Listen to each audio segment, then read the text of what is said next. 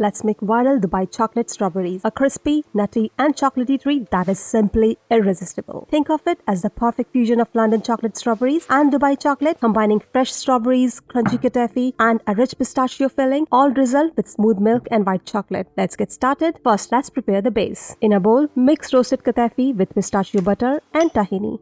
This creates a rich, nutty and slightly crispy filling that perfectly complements the strawberries. Make sure to mix well until everything is evenly coated. Inspired by the viral Dubai chocolate, this strawberry version has also taken the internet by storm. Now, take a serving glass and add 2 to 3 strawberries to the bottom. Their natural sweetness balances the rich flavors of pistachio filling. Next, spoon over some of the delicious crispy pistachio filling and drizzle melted milk chocolate and white chocolate over top.